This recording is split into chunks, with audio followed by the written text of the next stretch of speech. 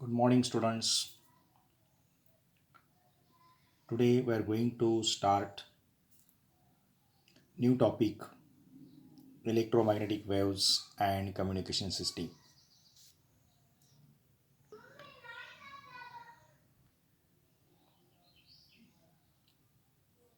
This chapter divides into two parts.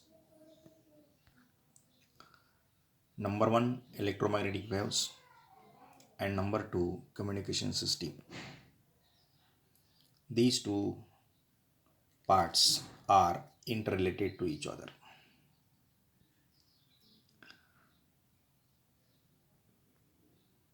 Before going to study what is meant by electromagnetic waves, we have to know the basic concepts. What is meant by wave?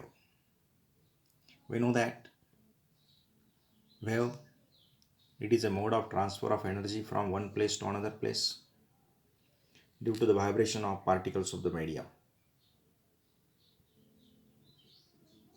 It is called wave motion, or it is termed as simply wave. When a wave is propagated to the medium in a given a wave which is traveling continuously in a given direction, it is called progressive wave.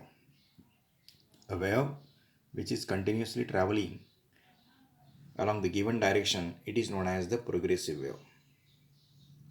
Again, this progressive wave can be divided into two parts, two types. Number 1 transverse wave and another is longitudinal wave. We know that wave is a mode of transfer of energy from one place to another place due to the vibrations of the particles of the medium.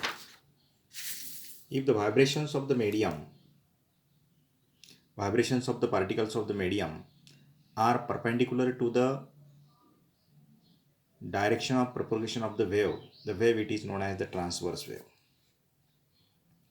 The vibrations of the particles of the medium are perpendicular to the direction of the propagation of the wave, then the wave it is called transverse wave. For example, wave produced in a stream, wave produced on surface of water, these are the examples of transverse waves. And a wave in which direction of vibration of the particles of the medium are parallel to the direction of propagation of the wave is called longitudinal wave. For example, sound wave, it is a longitudinal wave. Next, we have to know what is meant by electric field. We know that electric field, it is a region around the electric charge where the electrostatic force is effective is called electric field. And this electric field is directed away from the charge for the positive charge and towards the charge for negative charge. Similarly, magnetic field. What are the source of electric field? We know that the source of electric field is a charge. Source of electric field is electric charge. And source of magnetic field is accelerated charge. Means when an electric charge moves from one place to another place, electric field is developed. Magnetic field is developed. Therefore, source of electric field is a single charge at rest, and source of magnetic field is a moving charge. We have to know the important laws of electric and magnetic fields. These laws are used in Maxwell's equation. The first law is the Gauss law of electrostatics. Gauss law of electrostatics states that the electric flux, total electric flux over a closed surface is equal to the total charge enclosed by the closed surface divided by epsilon naught. This law It is known as the Gauss law of electrostatics.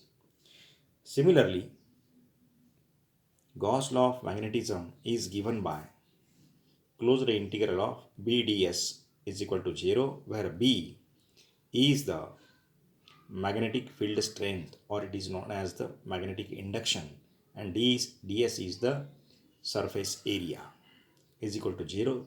Therefore this quantity is called magnetic flux. The magnetic flux is equal to 0. Magnetic flux is equal to 0 because magnetic lines are closed curves.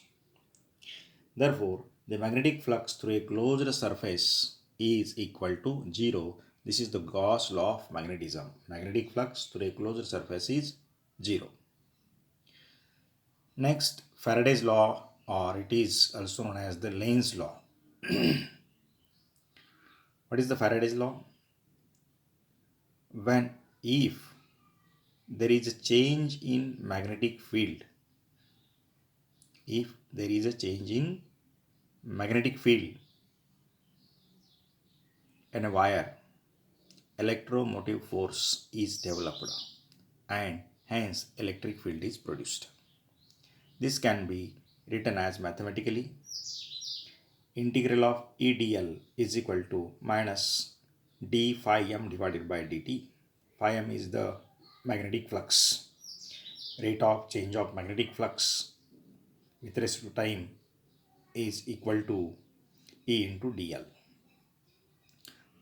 This can be stated as the time varying magnetic field.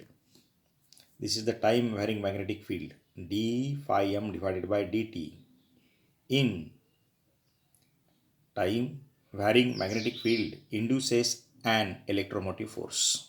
Means electromotive force is induced and hence electric field is produced. Next law is Ampere's Maxwell's law. According to this law, closed integral of B dl is equal to mu 0 I plus epsilon naught mu 0 d phi e divided by dt, where I is the conduction current, and conduction current, we know that the conduction current is rate of flow of electric charges with respect to time. Mu 0, it is the permeability of the free space, and epsilon naught, it is the permittivity of the free space. It is given by mu 0 epsilon naught d phi by dt. D phi can be written as E into A. From the definition of electric flux, we can write E into A, where A is the area. Here area is constant, we can take outside, therefore it remains d by dt. Therefore closed integral of b vector b dl is equal to mu 0 dq by dt plus mu 0 epsilon naught a d by dt.